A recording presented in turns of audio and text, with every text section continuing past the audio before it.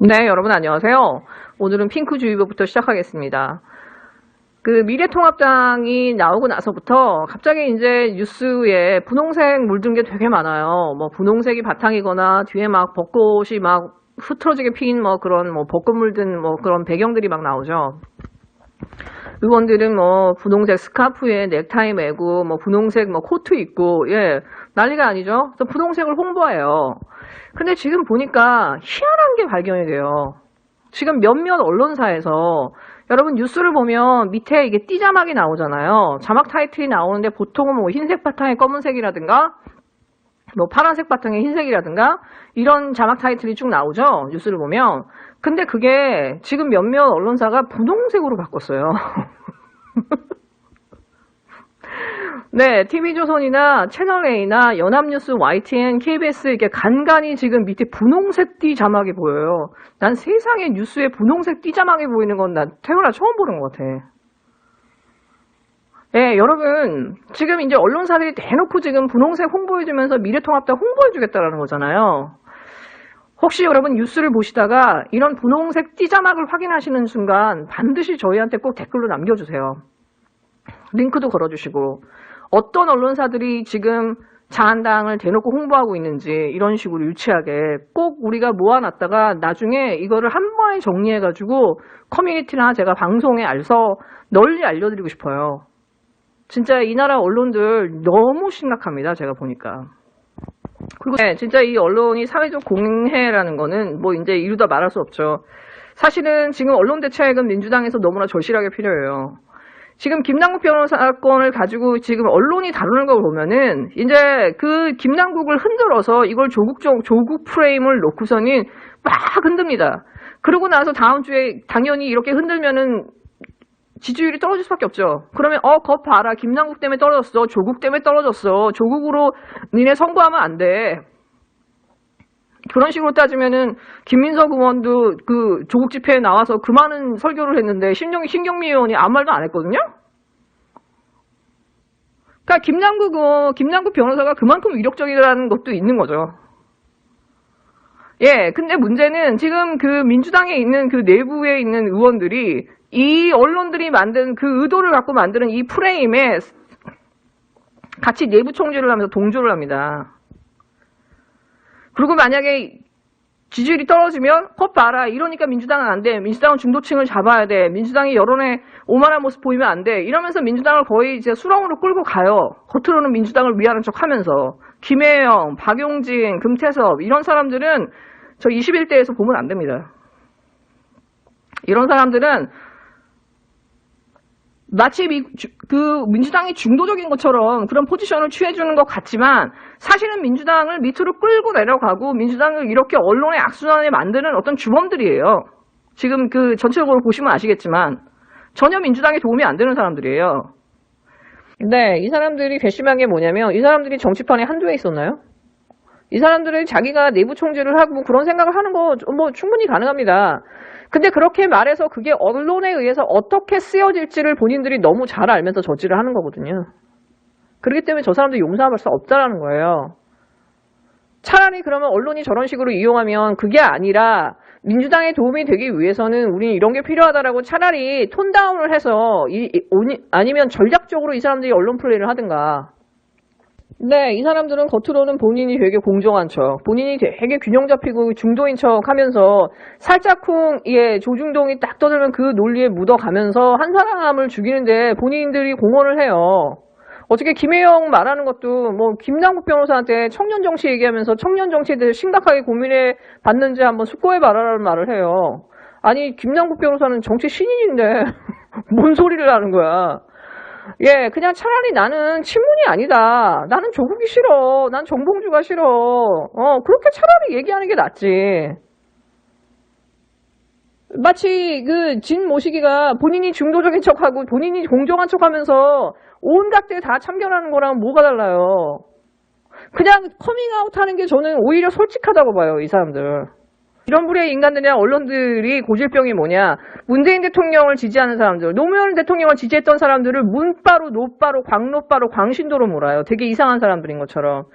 지금 문재인 대통령이 그 충남에 있는 시장에 가서 상인들하고 얘기하시면서 그 상인분이 아우 그지 같아요. 장사 너무 안 돼요. 좀 살려주세요. 라고 얘기하는데 그 부분을 부각시켜서 마치 문재인 대통령 지지자들이 그분을 마치 해하려고 한 것처럼 이렇게 프레임을 몰아갑니다. 지금 미래통합당은 중도 보수래요, 자기들을. 네, 저 태극기들이 중도 보수래. 정강훈이 중도 보수예요, 여러분. 그럼 우리는 뭐가 되냐고. 자기들은 중도 포지션을 놓고서는 그러면 스펙트럼이 확 넓어지죠. 갑자기 중간부터 쫙 끝까지 시작하니까. 그러고 나서 문파들은 한쪽으로 몰아버리는 거예요. 극우나 이런 아주 이상한 사람들로. 그럴 때 얘네들을 도와주는 세력이 입진보들이에요, 소위. 야, 진보 판사가 나와서 하야를 하라고 하네. 민변이 나오네. 참여연대가 나오네. 뭐 경향이 나오고 무슨 말도 안 되는 사람들이 자기를 진보라고 하면서 포지셔닝 하죠. 뭐 특히 뭐 찐득이 뭐 장난 아니죠. 이런 사람들이 마치 자기들이 합리주의적인 것처럼 움직이면서 이 문파, 소위 말해서 문재인 대통령을 지지하는 사람들, 노무현 대통령을 지지했던 사람들을 이상한 사람으로 몰아버리는 거예요. 이 프레임에 저 입진보들이 사용이 되는 겁니다. 저는 그 박시영 부대표가 말했던 것처럼 저런 진중권 같은 부류는 저는 정의당에서 빨리 똥을 치워야 된다. 정의당에서 결자 해지해야 된다. 정의당이 낳은 괴물이니까. 쪽의 컨트롤 타워들이 제 입진보들을 이용해서 문재인 대통령을 지지하는 사람들을 무슨 광적 무슨 신도나 이상한 사람들인 것처럼 몰기 위해서 사실은 민주당에서 내부 총질을 하는 뭐 김혜영이나 금태섭이나 박용진이나 이런 사람들을 이용해 먹는 건데 얘네들이 기꺼이 거기에 이용 당해주는 거예요. 그렇다고 그러면 얘네들은 저기 민주당에 있어야 되는 인간들이 맞냐라는 거지. 정치를 한두 번 하냐고요. 본인들의 말이 어떻게 쓰일지를 본인이 알잖아요. 결국은 문재인 대통령을 지지하는 사람들을 한쪽으로 몰기 위한 거잖아요. 그러면 이 사람들은 저 민주당에 있으면 안 된다는 거예요. 예, 문재인 대통령의 지지율이 45에서 48, 50%예요. 오늘도 48% 나왔죠. 민주당 지지율이 41.1%예요. 그 사람의 대부분은 문재인 대통령 지지하는 사람들이에요. 그리고 문재인 대통령의 개인 지지율은 50에서 55%입니다. 55%가 넘어요. 45%에서 55%의 사람들을 이상한 사람으로 모는데 여기에 민주당 의원들이 동조한다 그러면 그 사람들은 같은 편이냐는 거예요. 이번에 이해찬 당대표가 어저께 발표했죠. 야, 저기 중진들 전부 다 경선해. 네, 진짜 너무나 환영합니다. 민주당 그 깃발 들고서는 자기들이 그 지역구가 워낙 탄탄하니까 아무것도 하지 않으면서 우리는 이름도 모르는데 지역구 이렇게 유지하면서 국회의원 배지 유지하는 그 지역 유지들 너무 많잖아요. 사실 민주당에. 그러면서 내부 분란대로 일으키고 정말로 중요한 그 정치 세력들이 새로운 신인들이 들어올 때 그거 다 뒤에서 막고 이런 사람들 제대로 경선에서 참여해서 이번에 정말 몇 명이라도 걸러줬으면 좋겠어요. 네, 어저께 우리나라의 가장 큰 경사는 뭐 쥐박이가 이명박이 그 보석이 취소돼가지고 감옥에 다시 들어간 거죠. 재수감이 된 거죠. 예, 징역 15년에서 2심에서는 징역 17년으로 늘었는데요. 더 중요한 건 뭐냐? 뇌물이 130억밖에 안 됐었거든요. 1심에서는요. 근데 지금 이제 그 다수 횡령한 거 349억 원에다가 그 삼성이 막판에 좀 너무 많이 불어가지고 그 삼성 뇌물이 27억 원이 추가가 됐어요. 그래서 벌금하고 추징금이 대폭 올랐네? 이명박 입장에서는 그 돈이 너무 아까워서 속으로 울지 않았을까. 본인이 수감되는 것보다. 네, 근데 저는 두 가지에 초점을 맞췄어요.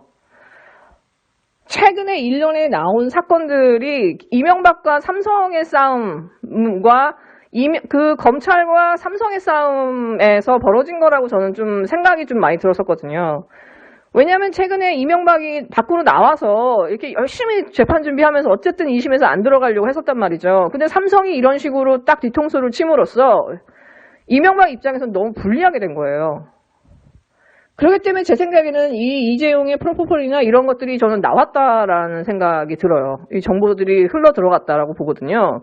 네, 지금까지 윤석열이 걸어온 길을 보면은 윤석열은 MB파라고 보는 게 맞아요. 자, 그러면 박근혜 국정농단을 통해서 사실은 어떻게 보면 친이가 친박을 친 거잖아요. 그러면서 이 윤석열과 삼성은 갈라지게 되고요. 그 다음에 이 친박 쪽과 사실은 윤석열이 갈라지게 되죠. 지금은 이제 뭔지도 모르고 붙어가는 뭐 이런 거니까 되게 웃긴 거죠. 그 다음에 삼성과 이명박 사이는 이제 서로 이전 투구하는 양상이 된 거지. 서로 이제 갈라지게 된 거죠. 이 국정농단을 전후로 해서. 자, 그럼 삼성 입장에서는 그러면은 이명박, 지금 이 MB 쪽, 윤석열 쪽한테 무엇을 날릴 수 있느냐. 네, 저는 그게 김건희였다고 봐요. 그리고 딱 선전포고한 거지. 난 더 많은 걸 더 드릴 수 있어.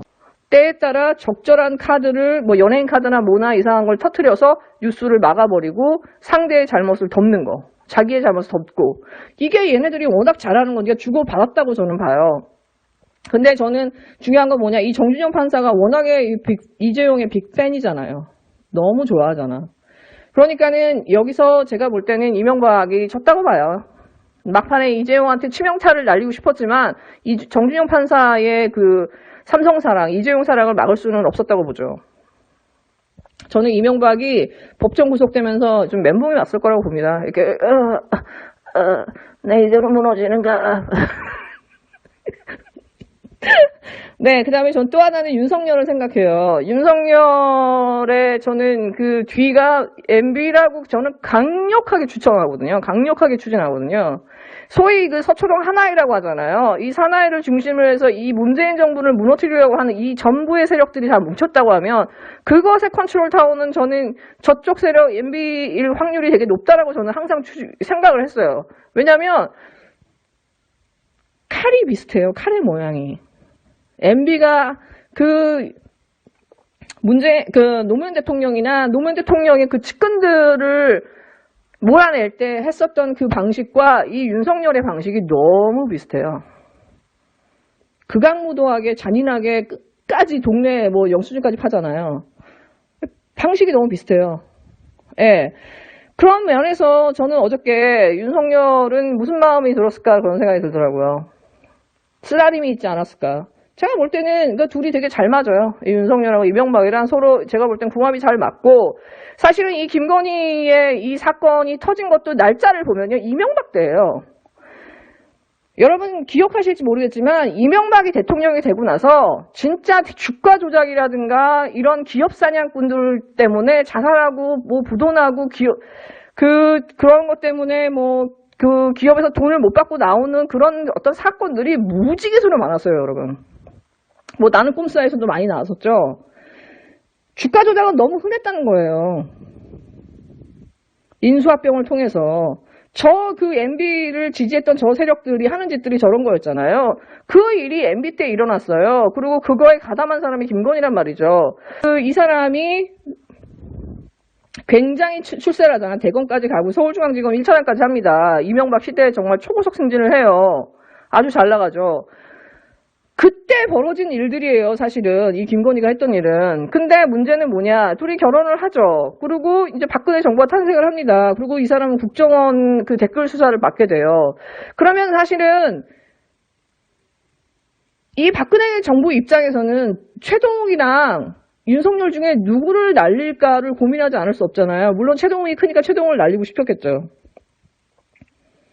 근데 저는 이 사람을 날리지 않고 그냥 그래 여주지청장이나 이쪽으로 가서 좌천을 시킨 거는 저는 어떤 면에서 MB가 봐주지 않았을까. 뒤를 봐줬기 때문에 저 사람이 검사 옷을 벗지 않고 살고 그 다음에 2013년에 벌였던 검찰의 내사를 막아주지 않았을까. 왜냐하면 금감원이 그거를 딱 차단해서 검찰 아니면 우리는 정보 못 줘 하면서 막았다라는 거는 저는 그 뒤에 큰 세력이 이 사람을 막아주지 않았으면 저는 이거 안 됐다고 보거든요. 그 당시에 박근혜 정권이기 때문에. 저는 그렇기 때문에 박근혜가 막았다기보다는 MB의 옥동자. 이 사람을 저는 그 사람이 막았다고 봐요. 쥐박이가. 막아줬다고 봐요. 바람막이가 돼줬다고 봐요. 그렇기 때문에 MB 시대 때 너무 쿨했다. 하고 싶은 거 다 했다. 하고 MB 시대를 추억하고 있는 게 아닌가라는 생각이 전 들어요. 그런 면에서 저는 어저께 윤석열에게 되게 슬픈 날이 아니었을까 그런 생각이 드네요. 네, 여러분 즐거운 하루 되세요.